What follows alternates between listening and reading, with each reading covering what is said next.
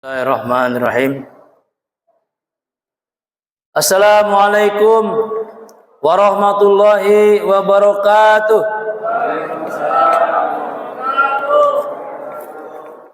Alhamdulillahilladzi an'ama alaina bil imani wa hadana ila dinil Islam.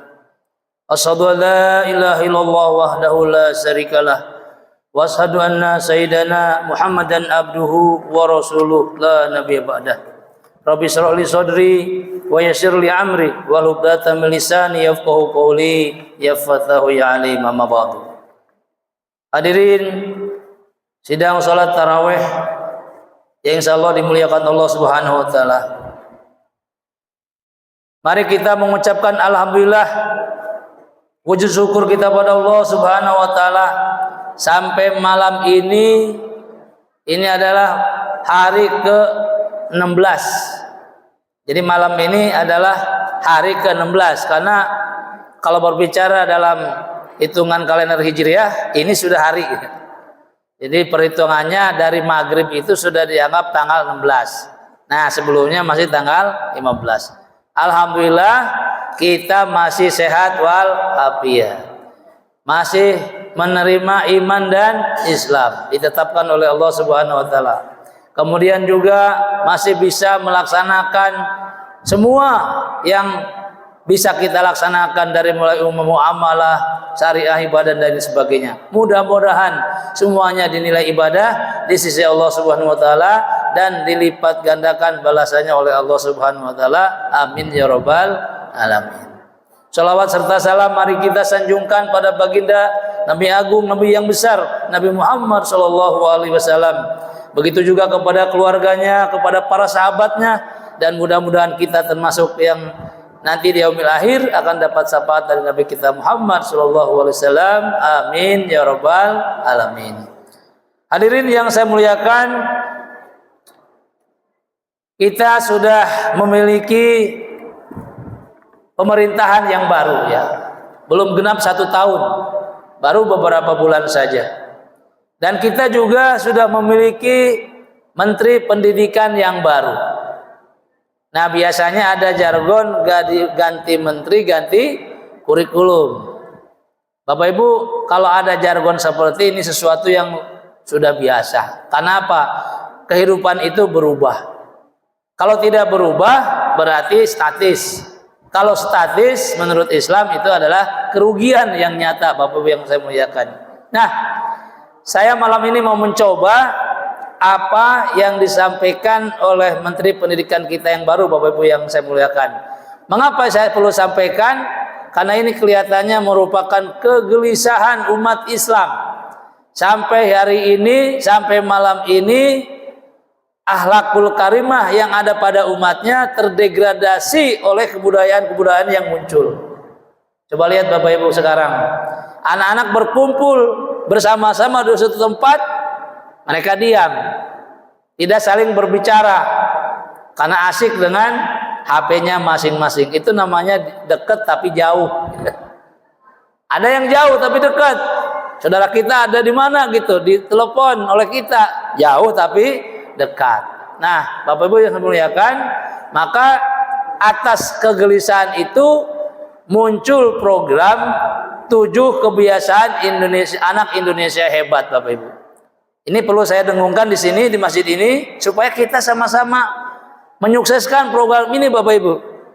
Nanti kita coba analisis bagaimana kehidupan anak muda sekarang, Bapak Ibu. Kalau tidak diberikan pemahaman yang sama, bangsa ini akan terjadi kemerosotan karakternya, Bapak Ibu.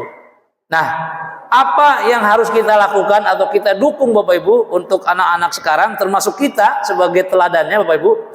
Yang pertama, anak-anak kita itu termasuk kitanya harus dibiasakan bangun pagi, Bapak Ibu. Itu programnya, sederhana. Bangun pagi.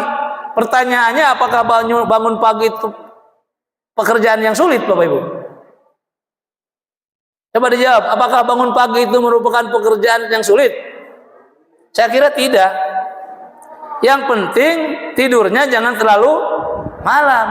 Konsekuensi dari bangun pagi, tidurnya jangan kemalaman. Kalau tidurnya kemalaman ya pasti bangunnya kesiangan. Nah, Bapak Ibu, sanggup tidak mendidik anak-anak kita, para remaja kita, termasuk kita sendiri, terbiasa dengan bangun pagi.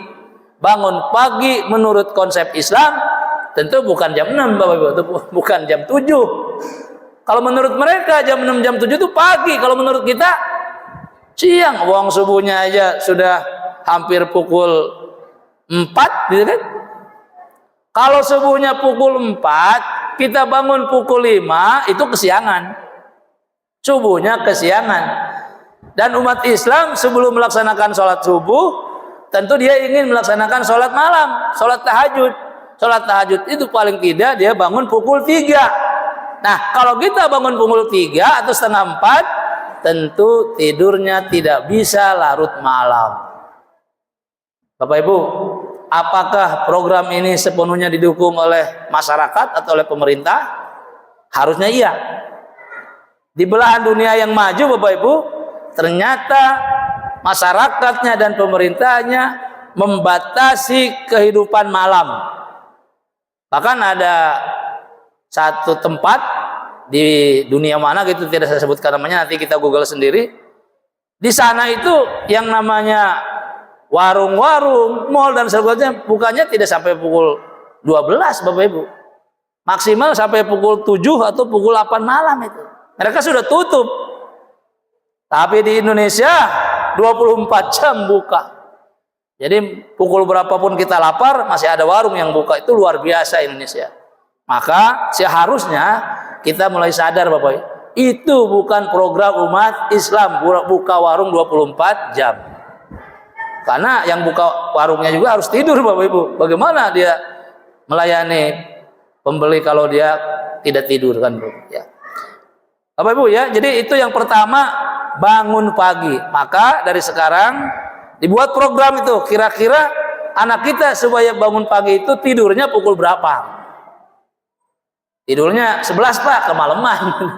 Jadi paling lama, bukan paling lama ya, paling cepat tidur itu pukul 9 gitu ya.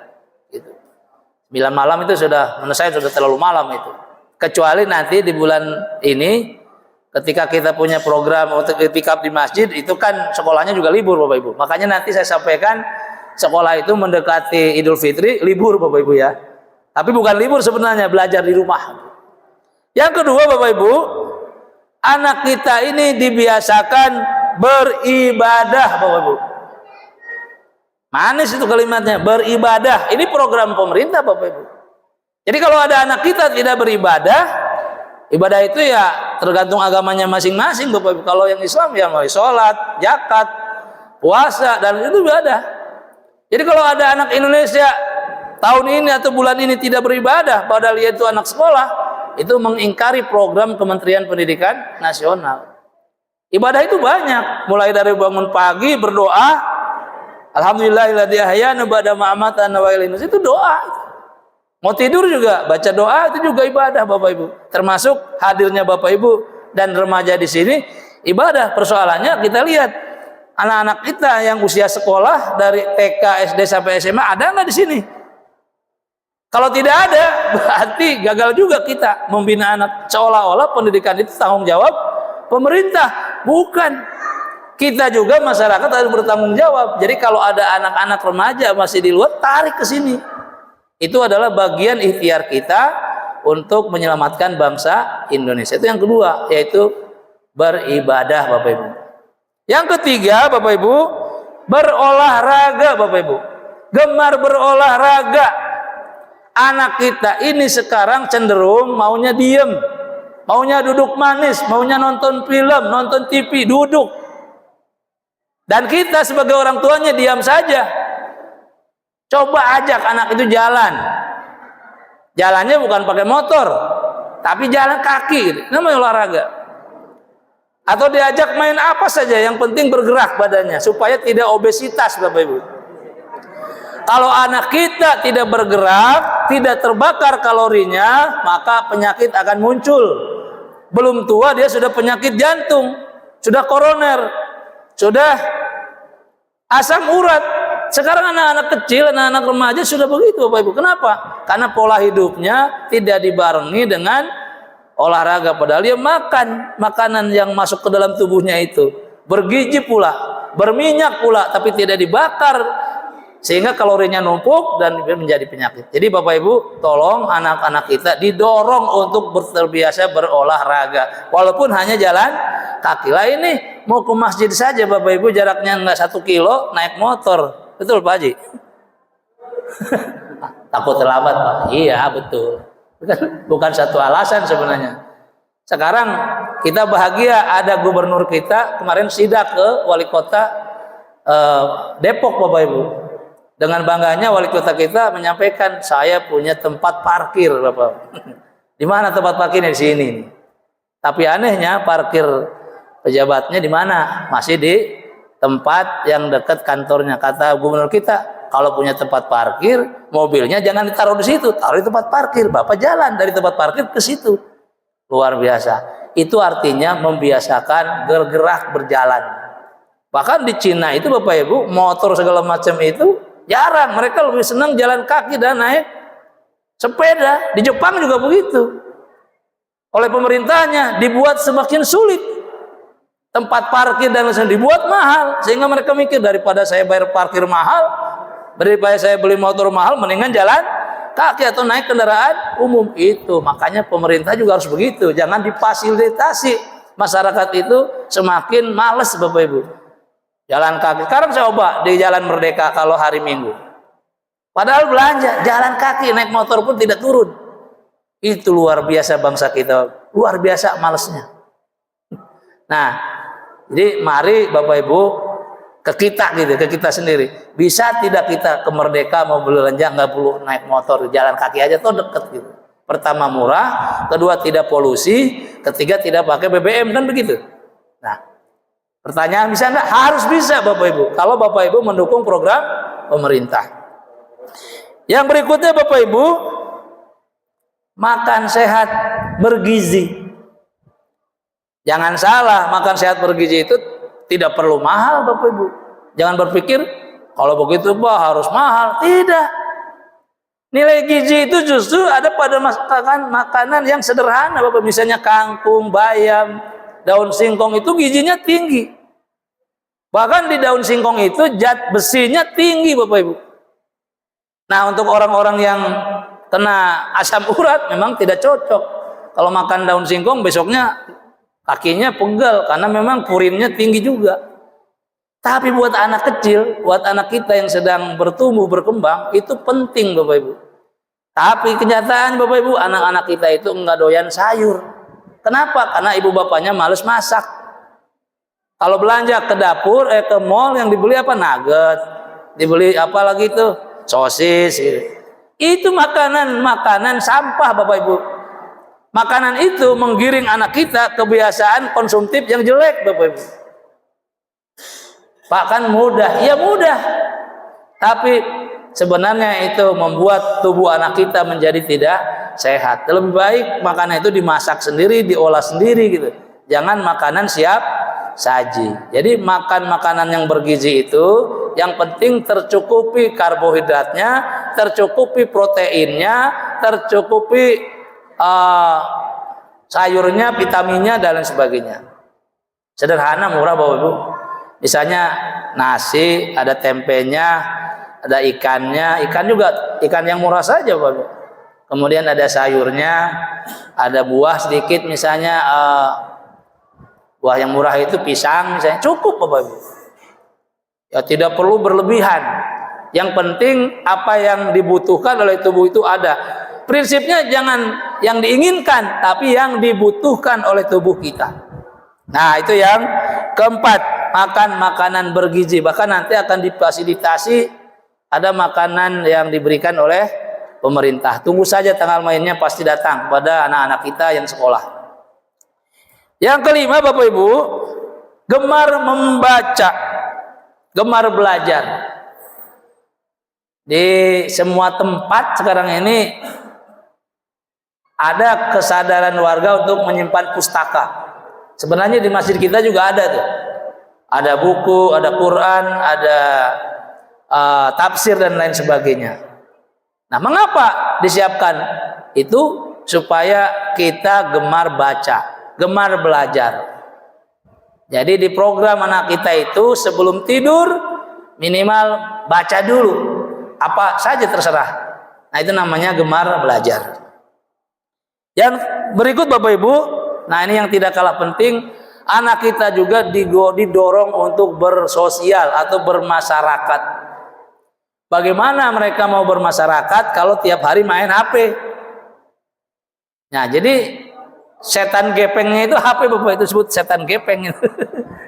HP itu membuat anak kita males, mager namanya, males bergerak. Jadi upayakan Bapak Ibu anak kita itu dibatasi main HP-nya. Akibatnya Bapak Ibu, saya juga jadi korbannya nih. Jadi saya di rumah itu yang namanya HP saya simpan di mana, di tempat yang anak saya tidak tahu gitu. Dan saya tidak memberikan contoh ke anak itu. Akibatnya saya ketinggalan informasi. Tapi sebuah konsekuensi kalau kita mau mendidik anak, jangan kita ngelarang anak main HP, kita tiap hari juga pegang HP tiap saat. Tidak Bapak Ibu, dimulai dari kita.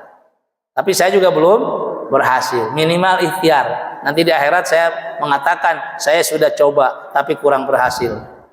Yang penting berusaha dulu Bapak Ibu. Jadi coba anak kita dibatasi main HP-nya itu. Ada caranya.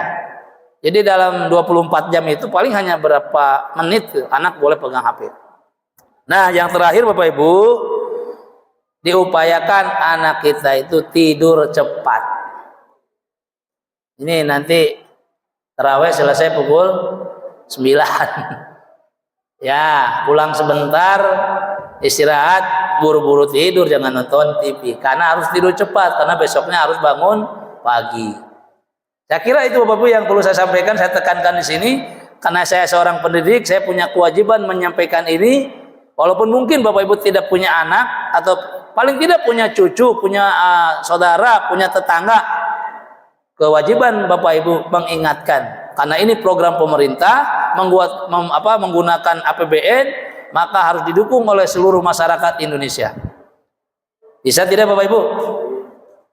Kalau tidak bisa, berarti jangan nyalain pemerintah.